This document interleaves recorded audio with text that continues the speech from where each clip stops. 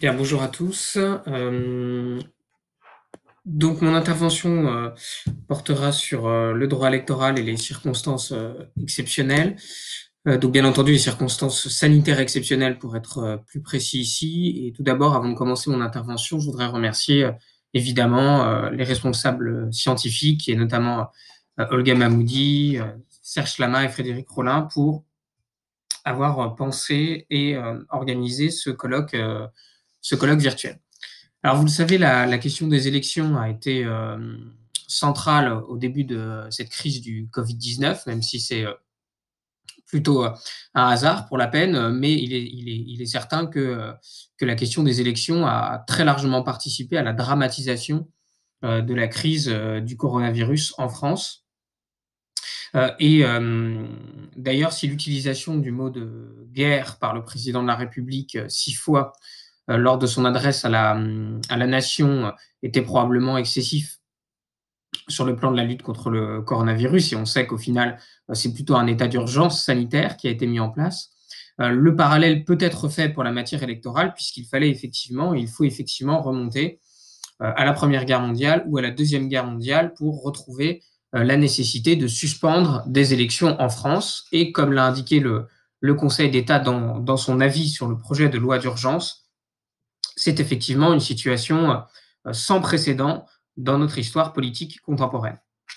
Alors, ce que je voudrais aborder dans cette communication, c'est de montrer dans quelle mesure le droit électoral général, le code électoral applicable à des élections municipales, était fortement impréparé, à faire face à des circonstances exceptionnelles, donc un fort niveau d'impréparation du droit électoral aux circonstances exceptionnelles, mais pour montrer dans un deuxième temps que la réaction à la crise elle-même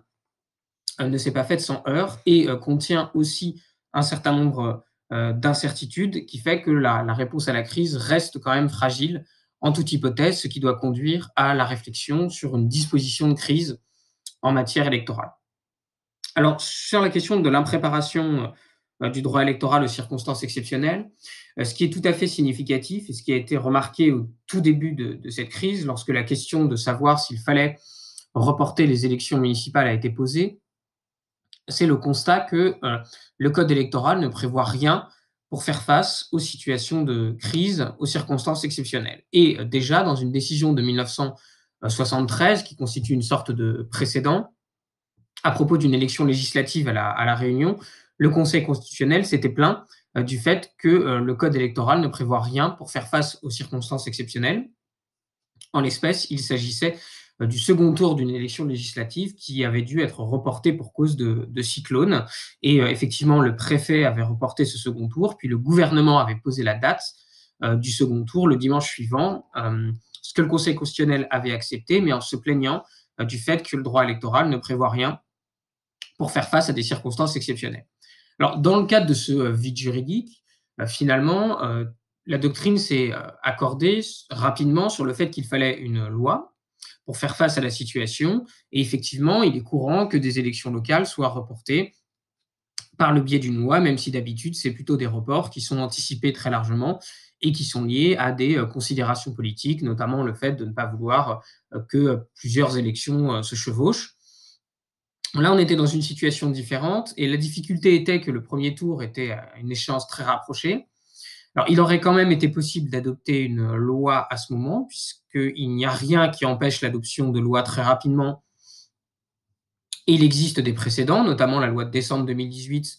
sur les mesures d'urgence économique et sociale qui avait fait suite à la crise des Gilets jaunes, qui a été adoptée en quelques jours. Donc, c'est possible d'adopter une loi très rapidement. Mais à l'époque, on était dans un contexte parlementaire compliqué, puisque il ne faut pas oublier que lorsque la question a été posée, le gouvernement venait d'engager sa responsabilité en matière de réforme des retraites par l'intermédiaire de l'article 49 alinéa 3 de la Constitution, et que les motions de censure étaient discutées, votées à cette période. Donc le contexte n'était pas propice au consensus politique et parlementaire, en tout cas quand la question a commencé à être posée. Et d'après le gouvernement, le conseil scientifique continuait à considérer qu'il était possible d'organiser ces élections. À défaut de loi, on pouvait déjà penser à l'époque à la théorie des circonstances exceptionnelles. C'est là que le côté interdisciplinaire du droit électoral intervient, au sens où il fallait mobiliser aussi des réflexes d'administrativiste. Et donc, on pouvait penser à cette hypothèse de report d'autorité par le Conseil des ministres dans le cadre d'une modification du décret de convocation des électeurs. La difficulté étant que ce décret de convocation aurait nécessairement été illégal, puisque le code électoral prévoit la convocation des électeurs pour les élections municipales générales au mois de mars, à une date fixée au moins 3 mois par l'avance. Et donc, à ce moment-là, on n'aurait pas répondu à ces conditions et on se serait trouvé dans une situation d'illégalité. Et il aurait donc fallu que le président de la République et le gouvernement forcent le droit pour repousser les élections municipales au nom des circonstances sanitaires, mais ce qui aurait pu être accusé d'être un coup de force. Et on sait que le jeudi qui a précédé le premier tour, l'hypothèse a été envisagée à l'Élysée, mais qu'il y a finalement été renoncé pour des questions sanitaires, mais aussi parce qu'il y avait une opposition très forte des autres forces politiques pour repousser les élections municipales. Donc la théorie des circonstances exceptionnelles était possible, mais elle était très difficilement mobilisable en l'espèce. Alors cela montre bien que dans le contexte de crise qui a été le nôtre, le droit électoral n'était pas préparé à faire face à des circonstances exceptionnelles. Est-ce que cette impréparation a donné lieu à des difficultés politiques et des difficultés pratiques qui ont conduit aussi à l'organisation du premier tour le 15 mars 2020, selon des modalités qui ont été adaptées, donc que ce soit au niveau des opérations électorales ou des procurations, mais certes adaptées, mais qui n'ont pas sans doute permis de faire face ensuite à l'aggravation de la situation et aux mesures de confinement. Alors en effet, une fois que la décision de mettre en place des mesures de confinement a été prise, une fois qu'il s'est avéré que la situation s'aggravait de façon considérable sur le plan sanitaire,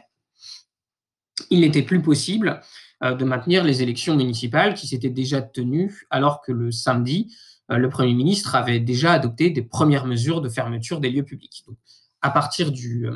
lundi, il s'est avéré très clairement qu'il ne serait pas possible de faire le deuxième tour des élections municipales. Et dans son adresse à la nation, le chef de l'État a annoncé, sur la base d'un consensus parlementaire, le maintien des résultats du premier tour des élections municipales dans les villes où les élections ont été acquises dès le premier tour et le report du deuxième tour dans les autres communes. Alors, c'est ouvert à partir de ce moment-là une deuxième phase dans la crise du coronavirus dans ses rapports avec le droit électoral. Et il a fallu mobiliser un ensemble d'instruments de gestion de crise.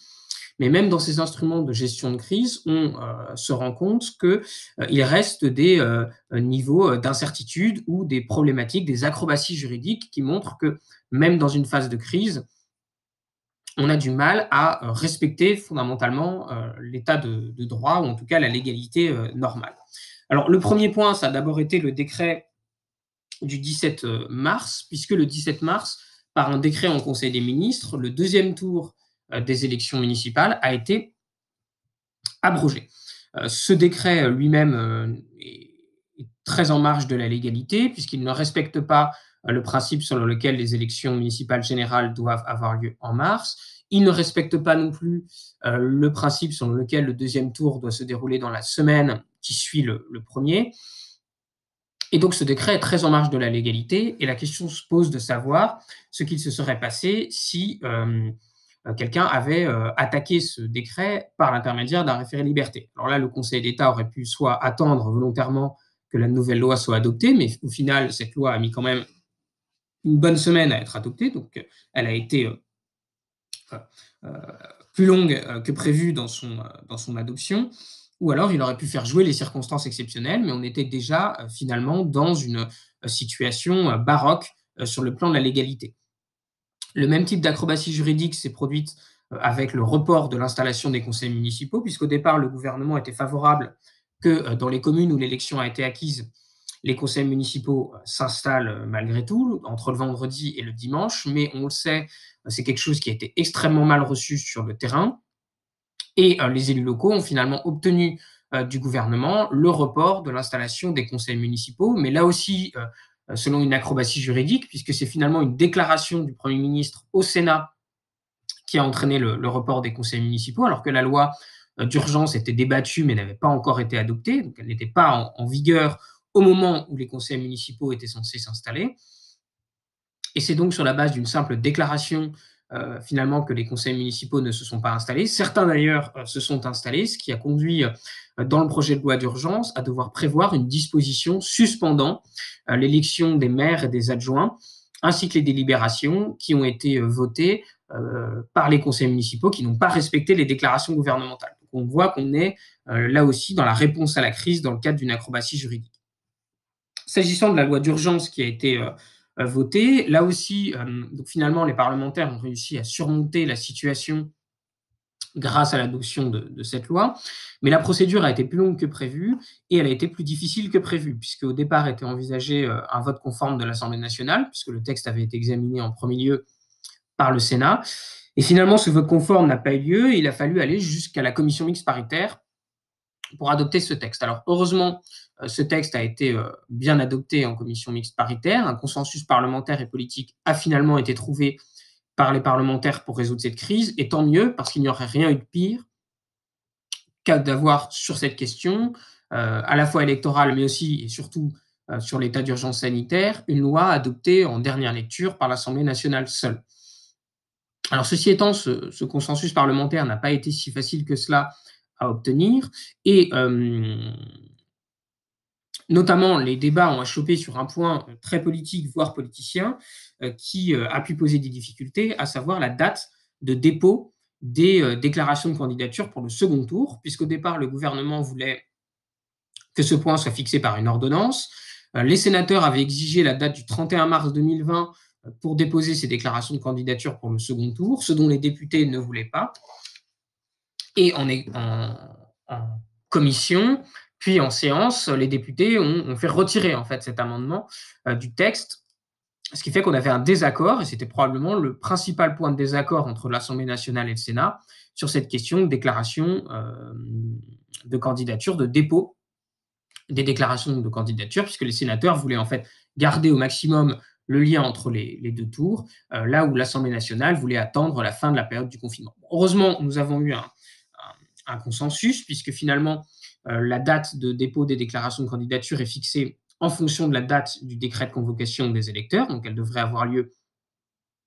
début juin. Mais il est vrai que ce point de dissensus a fait craindre l'absence de consensus au niveau du Parlement, ce qui aurait été extrêmement problématique sur le plan également juridique, puisque cette question du consensus du Parlement n'est pas sans lien avec la question de la constitutionnalité de cette loi de report. En effet, le dernier point qui montre que même en cas de crise, il est difficile de faire face avec les outils du droit de façon complètement satisfaisante à la situation, c'est la problématique de la constitutionnalité de cette loi, puisque la loi n'a pas été saisie, la loi ordinaire en tout cas, n'a pas fait l'objet d'une saisine du Conseil constitutionnel, et aujourd'hui, nous sommes donc dans l'incertitude s'agissant de la constitutionnalité de cette loi. Alors, il y a eu un débat parmi les universitaires, certains ont soutenu en plein débat parlementaire que cette loi était inconstitutionnelle, ce qui n'était probablement pas de nature à aider à la construction d'une solution. On peut penser, bien au contraire, comme le Conseil d'État l'a dit d'ailleurs, que cette loi n'est pas inconstitutionnelle, puisqu'il existe ici un motif d'intérêt général suffisant pour reporter le second tour des élections municipales, qui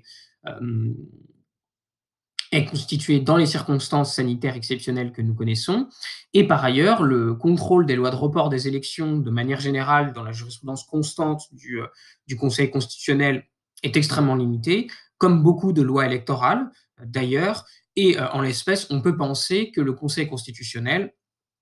estimerait qu'il ne dispose pas d'un pouvoir d'appréciation de la même nature que celui du Parlement, et donc il s'autolimiterait dans l'exercice du contrôle de la constitutionnalité de cette loi, et ce d'autant plus, et c'est pour cela qu'il y avait aussi un enjeu sur ce point, que le Parlement a trouvé un consensus politique et parlementaire sur ce sujet. Et par ailleurs, l'allongement des délais de recours contentieux par l'ordonnance donc relative à la justice administrative, donc qui a été publiée donc le 26 mars, n'est pas de nature non plus à imaginer l'hypothèse d'une inconstitutionnalité, puisqu'il faudrait que le Conseil constitutionnel censure donc a posteriori la plupart des élections municipales, sauf à ce qu'ils soient saisis, ce qui serait possible aussi contre le décret. En tout cas, qu'il soit saisi indirectement dans le cadre d'une QPC à l'occasion du contentieux du décret de convocation des électeurs. Bon, en toute hypothèse, ce que montre cette crise, c'est qu'elle a pu être surmontée grâce aux outils traditionnels, grâce à l'adoption d'une loi, mais qu'à chaque fois, ça s'est fait soit en marge de la légalité, soit dans des conditions d'adoption qui restent problématiques ou insatisfaisantes et qui ne réduisent pas, qui n'éliminent pas l'ensemble des incertitudes qui peuvent peser encore sur le dispositif actuel. Donc, tous ces éléments plaident incontestablement pour imaginer en droit électoral général une disposition de crise pour pouvoir faire face à ce type de situation, à l'image de ce qui peut exister dans une certaine mesure, pas pour des cas de ce type, mais dans une certaine mesure, en matière d'élection présidentielle à l'article 7 de la Constitution. Enfin, je vous remercie et je serai très heureux de discuter avec vous de l'ensemble de ces questions.